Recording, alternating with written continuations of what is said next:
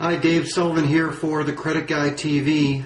Found an example of what the trade line looks like. Actually found a file with the rental bureau trade lines coming through on the Experian repository file that I talked about yesterday.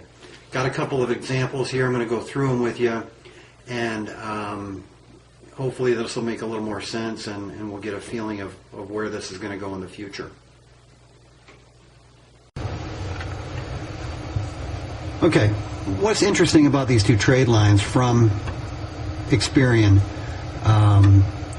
actually no Experian score, even though normally two trade lines would give you enough for a score, is that you've got the date reported, date opened, date of last activity. The high credit is the sum total of the 12 months of the rental amount times 12 will give you that high credit. That's the remaining balance, and it's a 12-month term. That all looks fine. 7 months left. Seems to make sense. So that would look like an installment type of a trade line. What you come down to here, though, is you look at the residential rental again, date reported, date open, date of last activity, high credit, sum total of the 12 months, right? Well, except for one thing. It actually went 15 months, okay?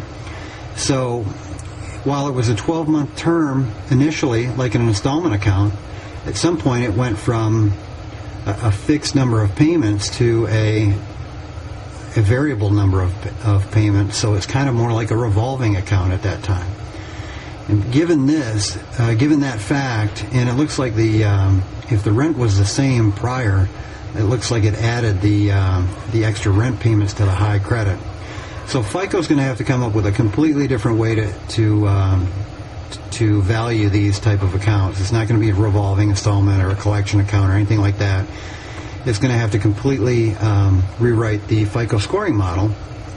And the other thing is, it's just coming from Experian. So you're not going to, they don't have to rewrite the model for all three bureaus. So that kind of further complicates the issue. So I don't think that this is going to affect the mortgage industry for quite a while. But you are going to have this stuff come up, and you may have clients say, hey, how come my score is not better? I've got these two good trade lines on here. And you're going to have to tell them that, well, you do, but they're only coming from Experian, and they're not included in the calculation of the score. All right? Just some interesting information. Thought I'd share with you. Thanks for tuning in.